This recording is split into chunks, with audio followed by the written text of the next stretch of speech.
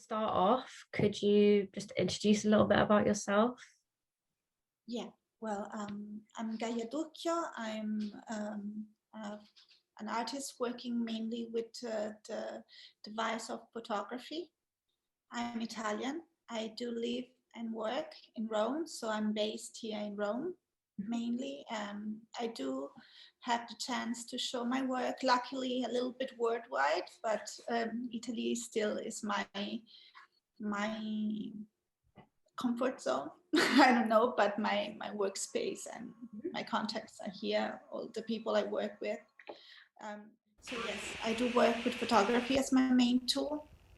I got close to photography, maybe I started studying and approaching photography in a more professional way, maybe in 2015, so it's not very long ago, actually. I had a degree in cinema, in filmmaking, actually as a director and scriptwriter. Mm-hmm. And I was working also as a filmmaker, both for television and film for a while, for a long time, actually, for maybe 15 years.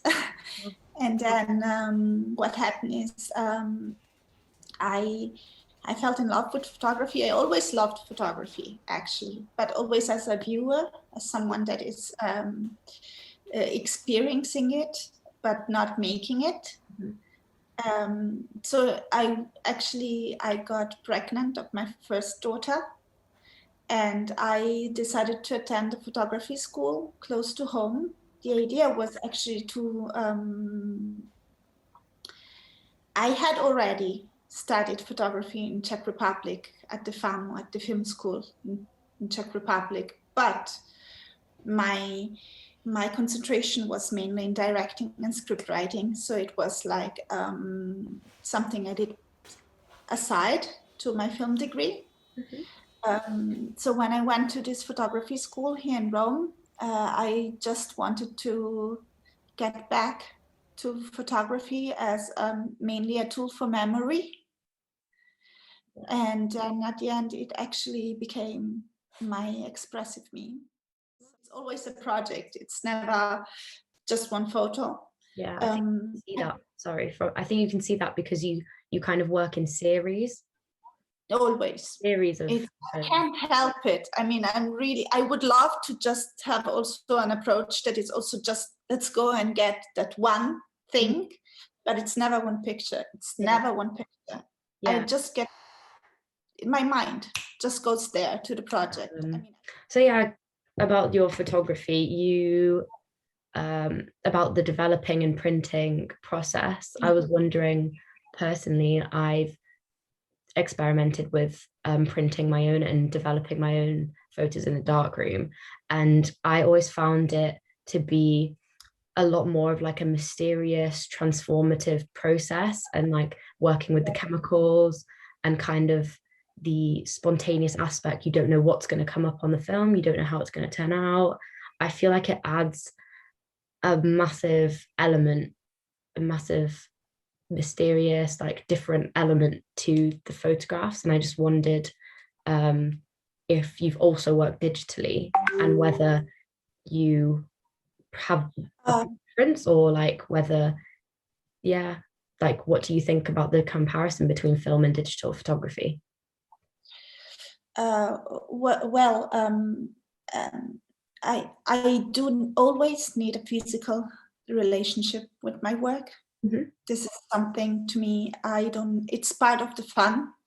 I mean, I can't, I went to analog photography when we're speaking of the project that it's, well, the picture that is shown. Yeah. Through, well, anyway, so I work with analog photography most of the time. That means that I develop and print my films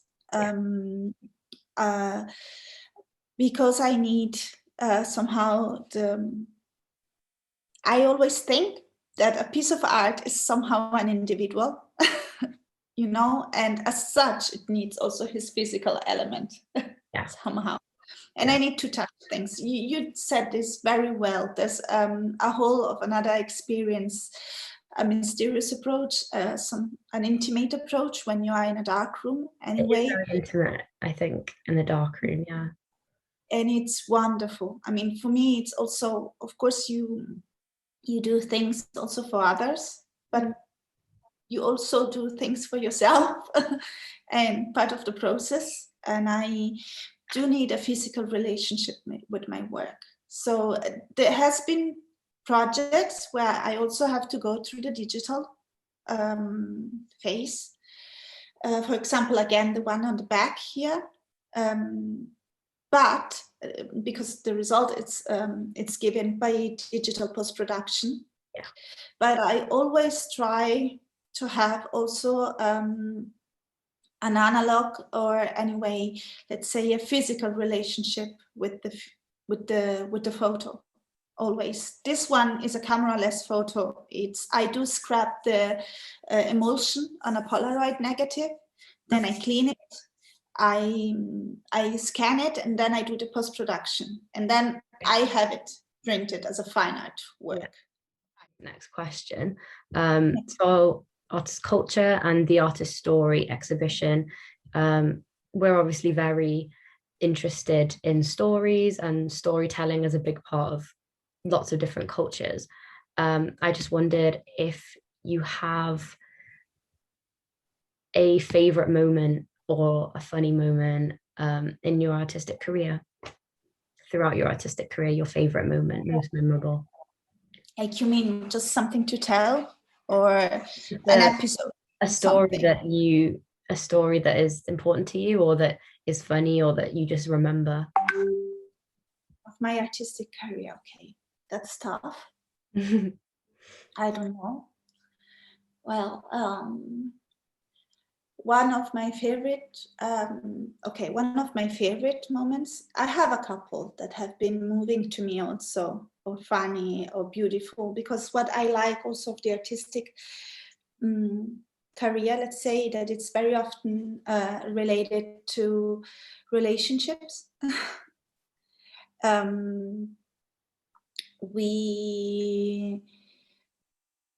I created some of the nicest friendships in my life in this last 6 years because of photography, both because of models I just shot, or, for example, through curators, a fellow artist that I met on the way. Yeah.